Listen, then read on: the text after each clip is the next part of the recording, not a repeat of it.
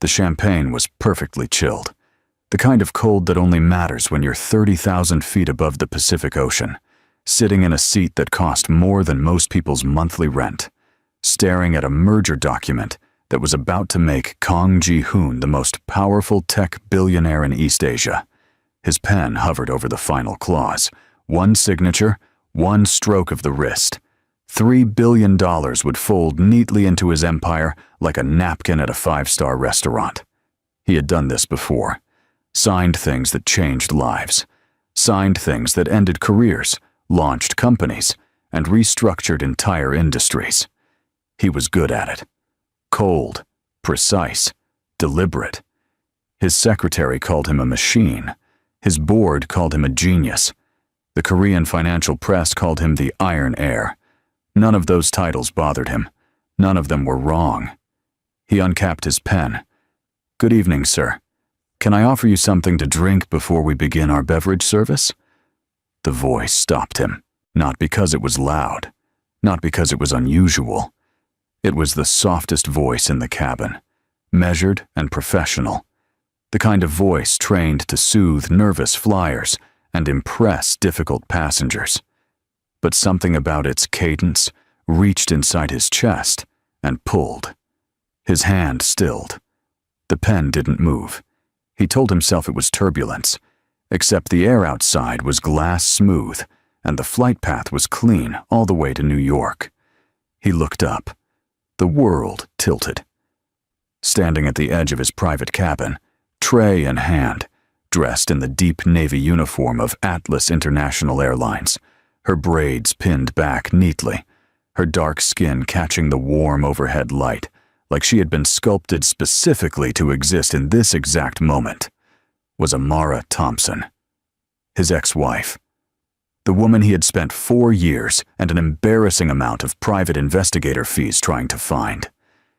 She saw him at the same moment he saw her, and the champagne glass on her tray made a single sharp sound. Against the second glass, a delicate collision that neither of them acknowledged because they were both too busy forgetting how to breathe. Her eyes, those deep brown eyes that had once looked at him across a small restaurant table in Itaewon, and made him feel like the world had finally decided to be kind, went wide. Then they went professional. Then they went carefully, deliberately, painfully blank. "Sir," she said. Her voice did not shake. He almost respected that. Amara. His voice did shake. He did not respect himself for it. She placed the glass on his table with the practiced grace of someone who had trained herself to be invisible in difficult rooms, and she said, "Can I get you anything else?" As though he were a stranger, as though she had not once stood in a white dress in a small civil registry office in Mapo district and promised him everything. He stared at her. "You disappeared," he said. She walked away. He sat in that seat for the next 40 minutes without moving, without signing, without drinking the champagne, staring at a merger document that no longer meant anything to him. Every time she passed through the cabin, refilling glasses, adjusting overhead luggage, speaking softly to other passengers, he tracked her with the intensity of a man who had spent years learning to forget a face and had just discovered that every memory was still perfectly intact. The way she tilted her head when she listened, the slight upturn at the corner of her mouth when she was trying not to react to something, the way her hands moved, always graceful, always deliberate. She never looked at him again. He looked at nothing else. When turbulence hit somewhere over the northern stretch of the flight, sudden and sharp enough to make several passengers gasp, Amara was mid-aisle, moving toward the front of the cabin. She stumbled. Just once. Just enough. His hand shot out and caught her wrist. It was instinct. 4 years of searching had not killed them. Instinct. She caught herself and pulled her arm back in the same breath, and for exactly 1 second, they were close enough that he could see the thing she was trying to hide. The tremor in her jaw, the way she pressed her lips together and looked somewhere past his shoulder, the small war happening behind her eyes. "I'm fine," she said. "I know," he said. "You've always been fine. That's the problem." She moved away. He waited until 40 minutes before landing, then pressed the call button. When she appeared, her expression was composed in the way that expensive training produces. Pleasant surface, nothing underneath, completely unreadable. "Mr. Kang, how can I help you?" "I'd like to file a complaint," he said. She blinked once. "I'm sorry to hear that. I can connect you with our senior. I'd like to file it personally, in private, when we land." "Sir, there are proper channels for Amara." He said her name like a door opening. "You're not getting off this plane without talking to me." She held his gaze for a moment, and something flickered there. Something that was not quite anger, and not quite longing, and was probably, he thought, some combination of every complicated emotion that accumulated between two people who had loved each other and lost each other in the worst possible way.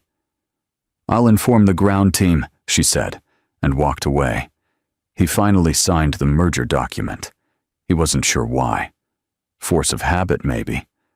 Or maybe it was the simple fact that billionaires do not stop being billionaires just because their hearts are doing something inconvenient. The private Atlas lounge at JFK was the kind of room designed to make powerful people feel comfortable having uncomfortable conversations. Muted lighting, soft carpet, a drinks cart that nobody touched, wide windows showing the tarmac where the world continued moving while inside. Time felt suspended. Ji-hoon stood when she walked in. She didn't sit. "You have 10 minutes, she said. And she folded her arms across her chest like a woman building a wall with whatever material was available. 4 years, he said. 10 minutes, Ji-hoon. You vanished.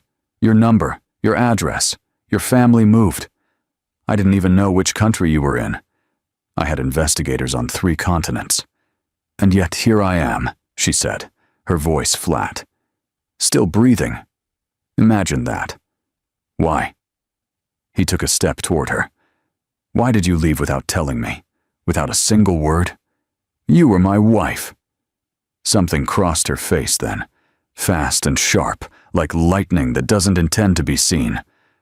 Was I? She said quietly. Because the last thing I heard was that you were engaged. Not to me. He went very still.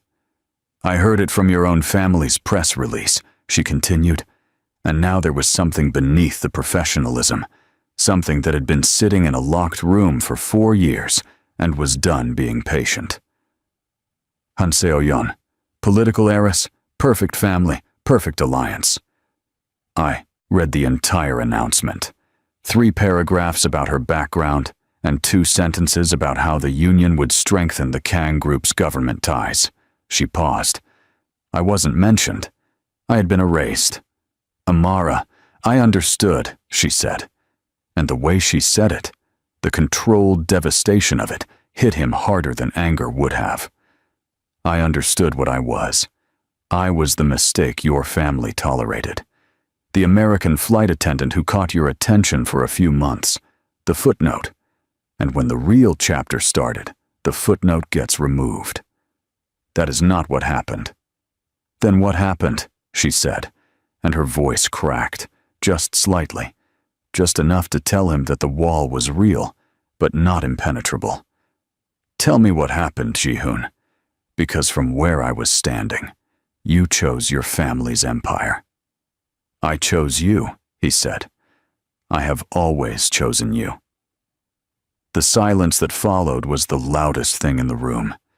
She looked at him, and he could see her deciding whether to believe him, weighing it against 4 years of pain and survival, and building a life on the rubble of something she thought had been deliberately demolished. Then why, she said carefully, was there an engagement announcement? Because my mother issued it without my knowledge, he said, and before I could stop it, you were gone. The word mother landed like a stone in still water, and Amara went very quiet.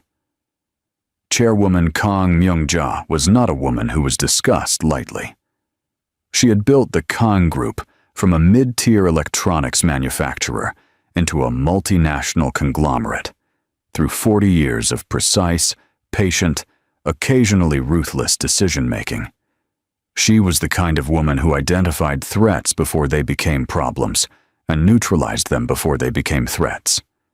She wore silk and spoke softly, and had never in her life needed to raise her voice because she had always arranged circumstances to do the shouting for her.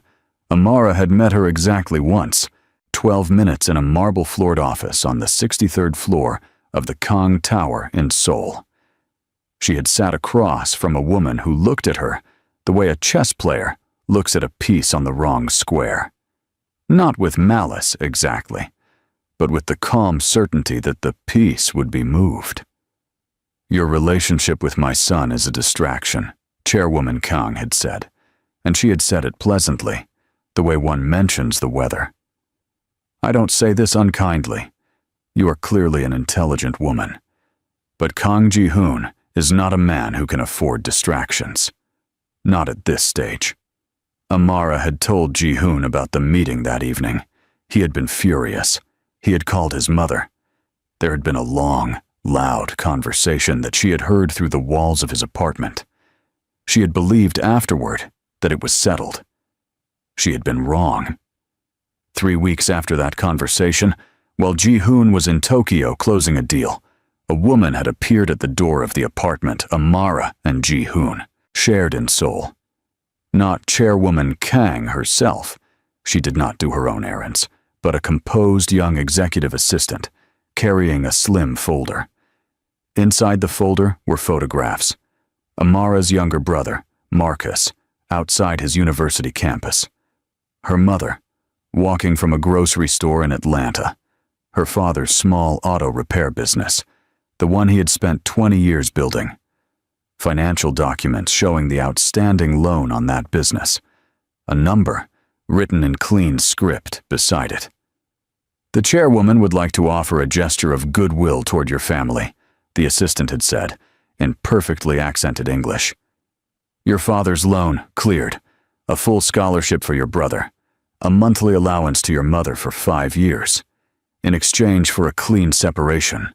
She paused.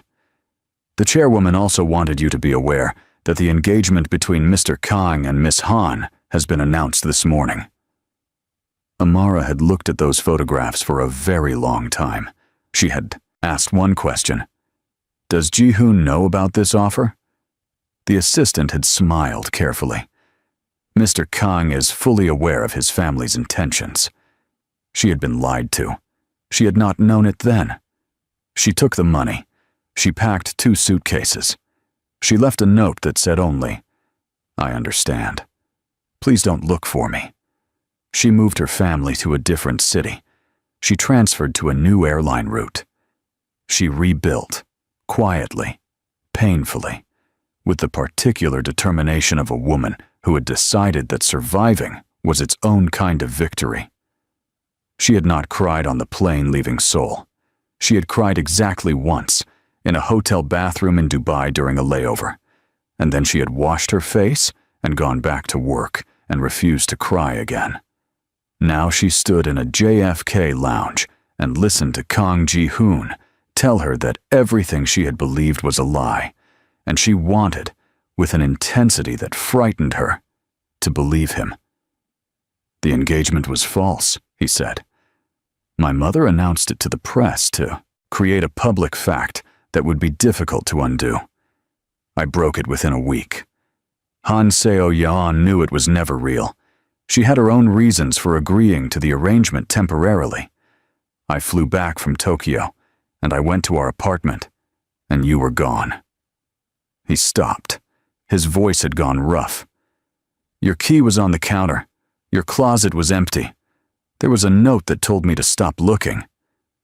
"And you looked anyway," she said, not quite a question. "I looked for 4 years," he said. "Yes." She turned away from him, facing the window, watching a cargo plane taxi slowly across the tarmac. Her reflection in the glass showed a woman holding herself together with extraordinary effort. "Your mother sent someone to my apartment," she said. "They had photographs of my family, my brother's schedule, my father's debt." She paused. "They told me you knew." The silence behind her was devastating. "She had your family surveilled," he said. His voice had changed. It had gone quiet in the particular way of someone who is very, very angry and is not yet ready to express it. "It seems so." "How long?" "Long enough to know exactly what pressure to apply." She turned back to face him. "She's good at what she does, Ji-hoon. I'll give her that." He sat down. She had never, in the years she had known him, seen him sit down like that. Not with confidence, not decisively, but with the weight of something he hadn't been prepared to carry. "She destroyed our marriage," he said. "She protected her empire," Amara said, and there was no bitterness in it. Just the flat accuracy of a woman who had spent 4 years understanding exactly what had happened to her. "We were a threat to the plan. She eliminated the threat. It's what she does." "Amara." He looked up at her. "I am sorry. I know that is insufficient." "It is," she agreed. "I know it doesn't undo. It doesn't. I know you don't owe me anything." "I don't." He stood up. He crossed the distance between them and stopped, close enough that she had to make the choice to hold her ground or step back. She held her ground. She had always been better at standing firm than he gave her credit for. "Then let me earn it," he said. "Let me show you what actually happened. Every record, every investigation file, everything I did to find you, everything my mother did to make sure I couldn't." He held her gaze. "You built your life. I know that. I'm not asking you to demolish it. I'm asking you to look at the truth before you decide what to do with it." She looked at him for a long time. "Fine," she said finally. Back in Seoul, in the 63rd floor office of Kong Tower, Chairwoman Kong received a brief message from one of the 3 people she employed specifically to monitor her son's movements. The message contained 4 words. He found her. JFK. The chairwoman set down her tea. She folded her hands on her desk. She looked out at the city spread below her like a map she had spent decades learning to read. "Prepare the board," she said to the assistant beside her, "and find out everything about her current situation." The assistant nodded and left quietly. The chairwoman returned to her tea. She was not alarmed. She had managed this before. She would manage it again. She was, however, paying attention. Ji-hoon spent 3 days in New York. He rescheduled 4 meetings, delegated 2 others, and told his secretary, who had seen him survive hostile takeovers, public scandals, and a particularly grueling regulatory investigation, that he needed a week. His secretary, who had also never heard him use the word need in a non-corporate context, simply said, "Yes, sir," and blocked his calendar. He and Amara met at a small cafe in Brooklyn that she had chosen. Neutral ground, public space, her terms. She came in her own clothes, without the uniform, and he was struck again by the fact that 4 years had not diminished anything. She was sharper now, more certain of herself. She sat, across from him, with the posture of a woman who had learned, through hard experience, exactly how much space she was entitled to take up. He showed her the investigation files. 12 folders, organized by year, containing records of every lead his team had followed and lost. Flight manifests that had been altered, addresses that led to empty apartments. A paper trail so carefully disrupted that even his investigators, the expensive kind, the kind who found people who did not want to be found, had spent 18 months hitting walls. She had people inside the search, he said, watching Amara flip through the files. Someone on my team was feeding her information. She knew every lead before we did. Amara looked up. She had your investigators compromised. One of them. It was enough. He paused. I fired the entire team when I found out, hired a new one, started again. By then you had changed routes, and the airline's HR privacy protections made it difficult to— I requested a privacy flag on my employment record, she said, after I left Seoul. I know. I found it eventually. It took 2 years. She looked at him across the table, across 2 cups of coffee that had gone cold, across the accumulated wreckage of everything they had almost been, and she said, "You really didn't know." I really didn't know. She looked back at the files. He watched her face do something complicated, grief and anger moving through it like weather, followed by something harder to name, something that might have been, if he was reading her correctly, the slow dissolution of a story she had told herself for 4 years. "I should have asked more questions," she said quietly. "When that woman came to the apartment, I should have. I was so certain. The photographs, the press release, the offer, it all felt like confirmation of something I had already been afraid of." She closed the folder. "I let my fear make my decisions." "You were protecting your family," said. "You were doing what she knew you would do. She chose the lever carefully." "She's very good," Amara said again. "I know," he said. "I grew up watching her work." That afternoon, he showed her something else, a recording, obtained through means he did not fully detail, of a conversation between his mother and the assistant who had visited Amara's apartment. The audio was partial, 3 minutes of a longer conversation, but it was enough. His mother's calm voice, discussing the transaction. The phrase, "The girl will comply, she doesn't have the network to resist." The instruction to inform Amara that Ji-hoon was aware of the offer. Amara listened to the recording once. Then she sat very still for a moment. "She told you I was the one who wanted to leave," Amara said. "It wasn't a question." "She told me you had accepted a settlement and requested no further contact," he said. "She showed me a letter. It had your signature." "I signed a receipt," Amara said. Her voice had gone, flat again. That armor she wore over the tender things. "For the money transfer, for my father's loan. That's all I signed." "I know that now," he said. "She forged the rest." "Yes." Amara stood up. She walked to the cafe window and looked out at the Brooklyn street, at the ordinary people passing by in their ordinary lives, none of them aware that in this small room, a woman was systematically dismantling a grief she had carried for 4 years and discovering that it had been built on a lie. "I need a day," she said. "Take whatever you need." "Don't push me," she said. "When I'm ready to talk, I'll call you." He gave her his new number. He left the cafe first because she asked him to. He walked 3 blocks before he stopped on the sidewalk and stood there in the November cold, feeling something he hadn't felt in years, the particular terrifying sensation of hope. She called him the next evening.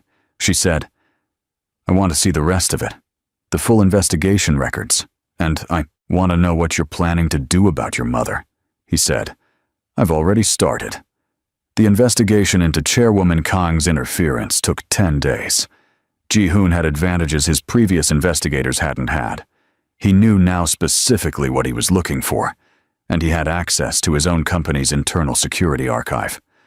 What emerged was detailed and damning, a paper trail of coercion that extended beyond Amara, touching 2 previous relationships his mother had quietly terminated, a junior executive who had been forced out after getting too close to Ji-hoon's inner circle, and a financial arrangement with a media consultant hired to manage what Chairwoman Kang called narrative risks around her son's personal life.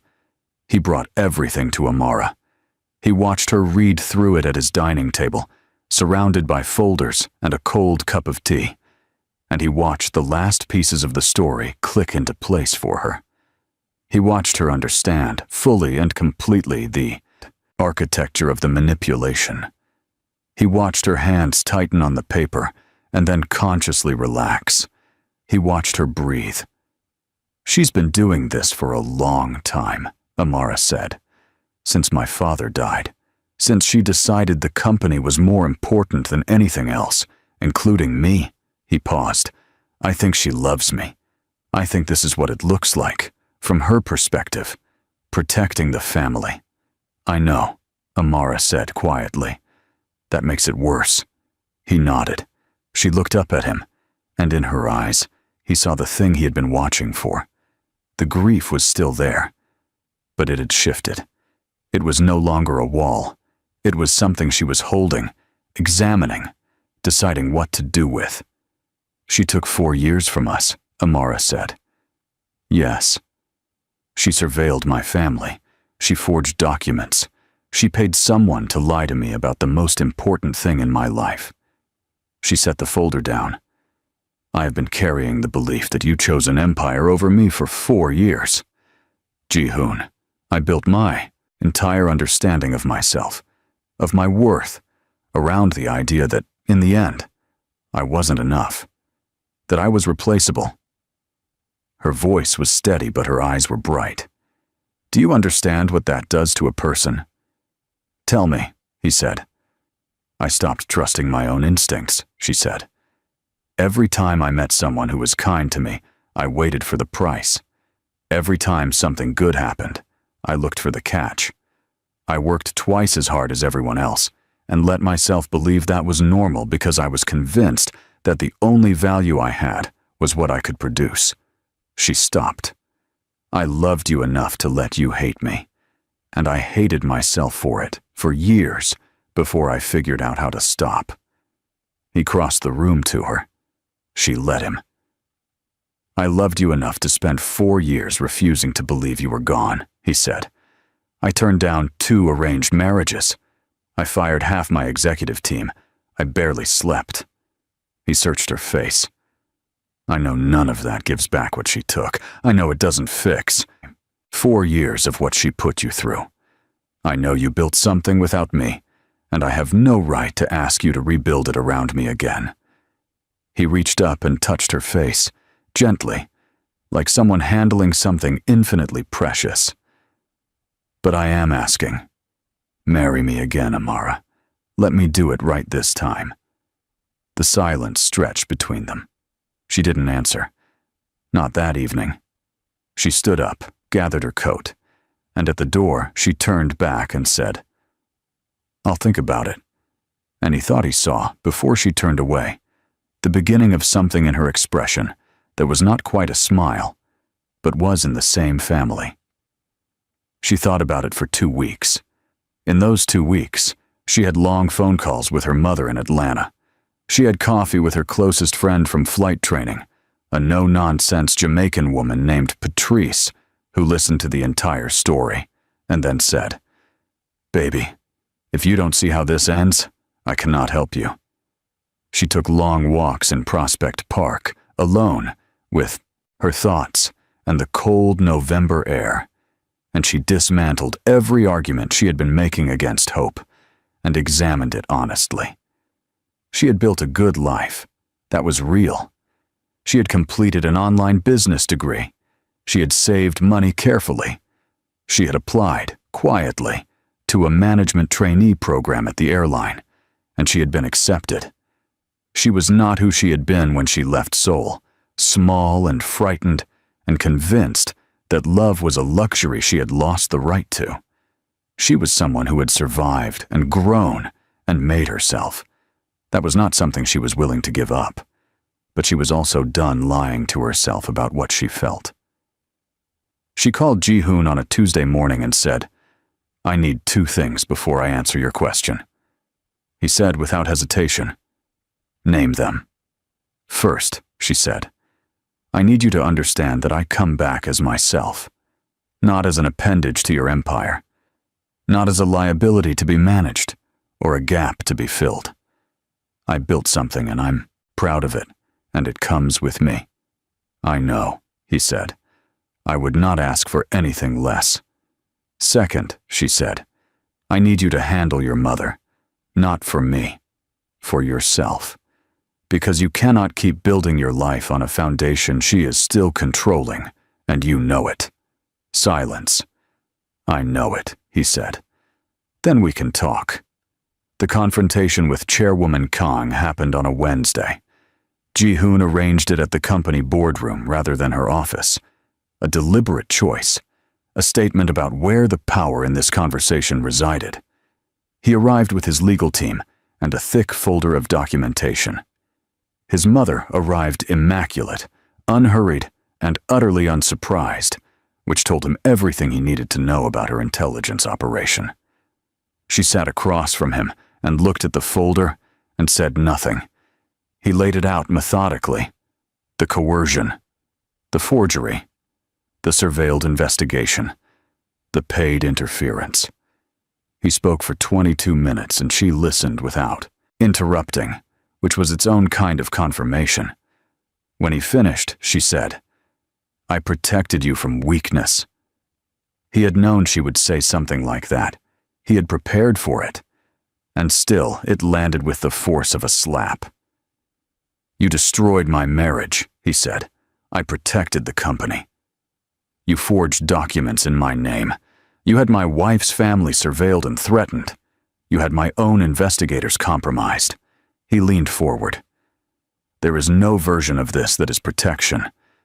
This is control.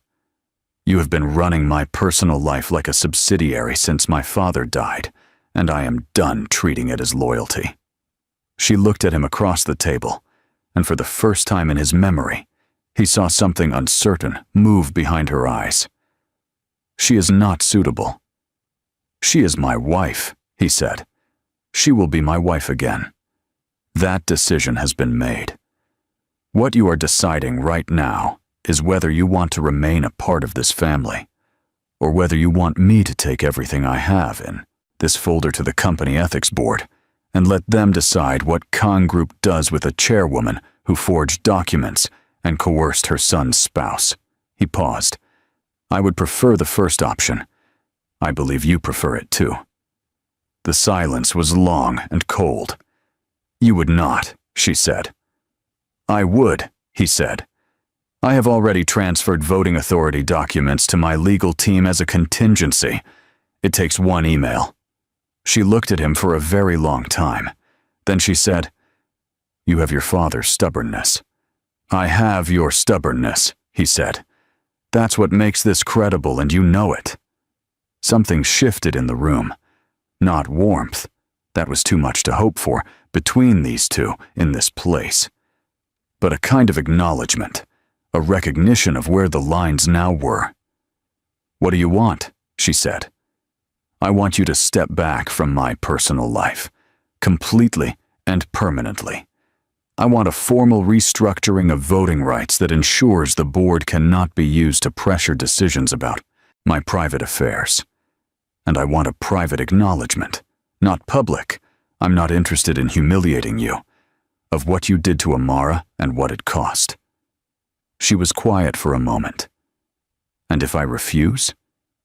"Then we have a much longer conversation," he said, "and it involves significantly more people than are currently in this room." She left without agreeing and without refusing. She left the way powerful people leave rooms when they are recalculating, with composure and without looking back. 2 days later, her legal team contacted his. Negotiations on the voting restructure began. It was not a surrender. Ji-hoon knew his mother well enough to know that she was not done, that she was regrouping, that there would be other attempts. But it was a line that had never existed before, and it was enough to move forward. He told Amara everything. She listened, and she asked questions, and she nodded, and at the end she said, "She's not going to make this easy." "No," he agreed. "I can handle difficult," she said, and the quiet certainty in her voice was one of the things he had missed most without being able to name it. That particular strength of hers, the kind built not from never being hurt, but from being hurt and continuing anyway. "I know you can," he said. "I want to be clear about something," she said. "I'm not coming back to be a trophy or a point you're making to your mother. or a symbol of your independence. I am coming back because I love you. I've always loved you. That was never in question. She met his eyes. If this stops being about love and starts being about something else, I will leave again. And this time, you won't find me. I know, he said. Good, she said. Then yes. He looked at her. Yes, she said again, and smiled. And it was the realest thing he had seen in 4 years. The press conference was scheduled on a Thursday morning. The financial press expected a merger announcement.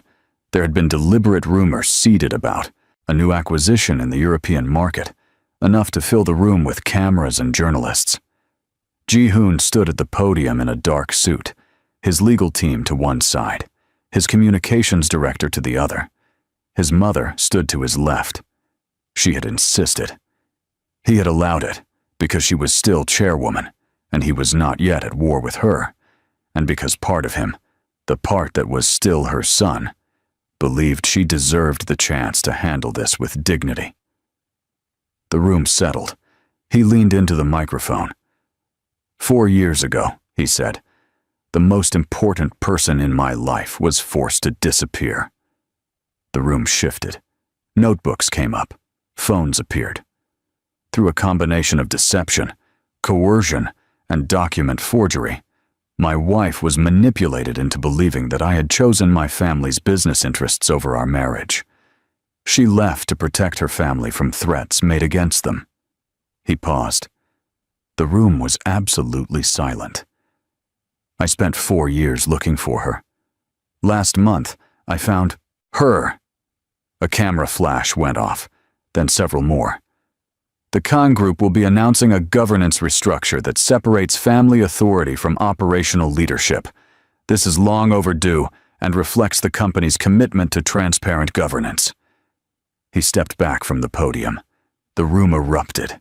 He walked off the left side of the stage, where Amara was standing behind a sound curtain in a deep burgundy dress, her braids loose around her shoulders, her face calm in the particular way of someone who has decided to stop being afraid. He took her hand. He walked back onto the stage. The room got louder. He spoke into the microphone, his voice steady. "This is my wife. We will be remarrying. I wanted you to hear it from me, directly, rather than from a press release." The cameras were relentless. Somewhere in the crowd, a journalist shouted a question about the governance restructure. Another shouted something about the previous engagement. Someone near the back was already on the phone. The stock ticker did something interesting for about 40 minutes before stabilizing.